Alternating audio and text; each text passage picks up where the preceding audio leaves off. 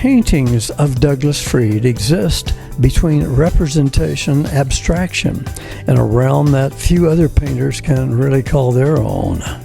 For over 20 years, Freed painted entirely abstractly, but over time he began to see references of landscapes, of form, color, and composition.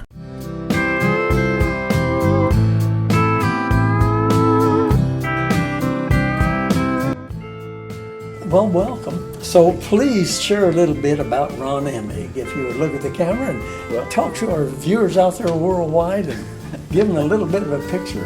I was born and raised in St. Louis, but lived in this area since '86. Have 2 children and 2 grandchildren. And I've been involved with art all my life, basically, since I could hold a pencil. Oh, excellent. Always been drawing horses and cowboys, and it's what I do today.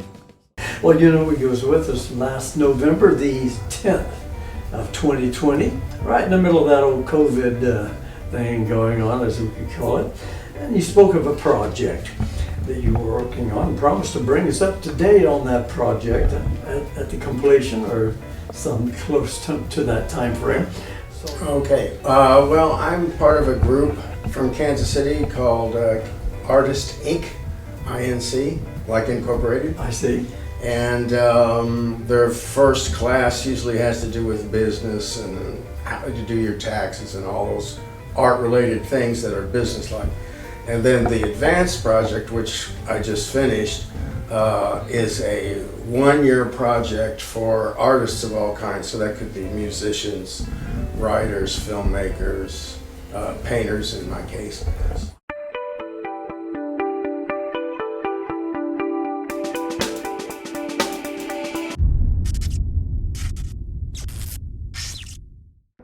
Artist of the Year. Hello folks, how you doing tonight? I'm Jeremy Cash, and so I'm gonna do my song I always do at every show, Folsom Prison Blues.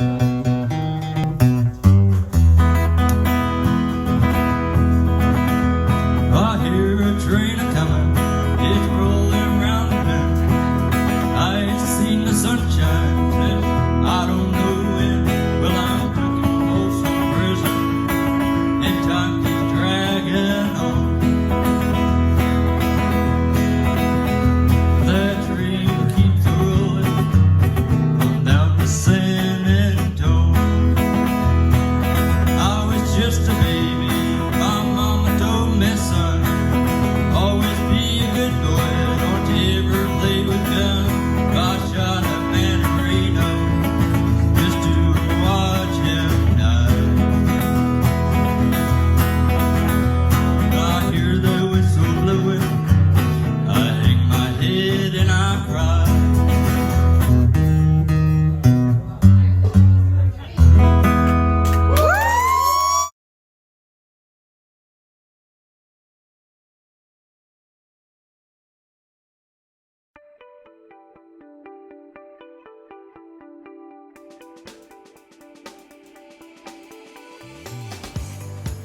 I'd like to welcome you to the gallery this morning, and we'll share a few things while we're here.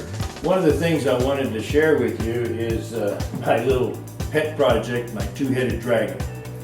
About 30 years ago, I was faced with a pallet with leftover paint after about 4 or 5 working days, and I started throwing it in the wastebasket. I thought, no, I'll just fill up a coffee can down here.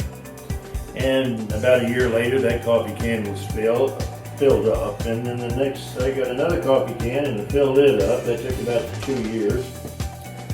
I'd like to take a minute to share a piece of work that I just completed.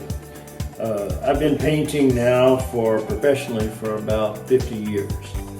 And in that 50-year period of time, I don't know that I've actually done a piece of work for myself. This one I did for myself. This is a piece of work dedicated to the history of law enforcement. Join me in inviting and welcoming Mr. John Hess to Spotlight on the Arts. It's great to have you with us today, John. Well, it's really nice to have you out here at this place because this is a very special place.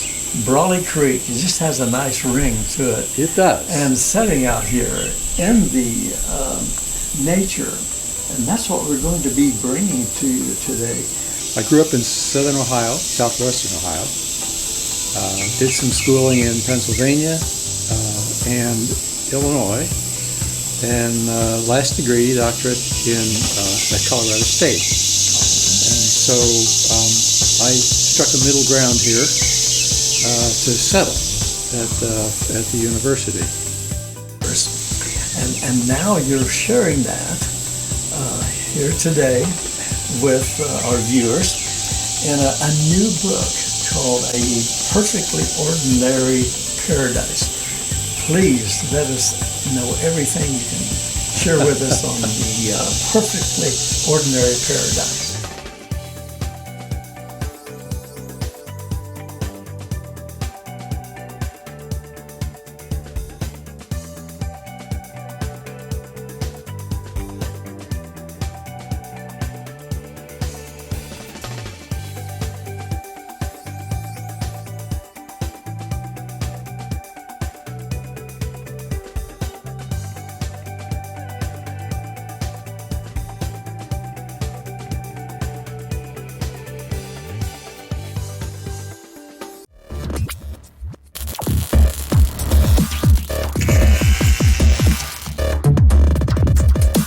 Creative, connection, control. Support the arts and be the change. 24 hours a day, 200 countries. The show must go on. Introducing the world's first exclusive platform for artists and creators of all kinds. The biggest stage on earth. Phantom.com.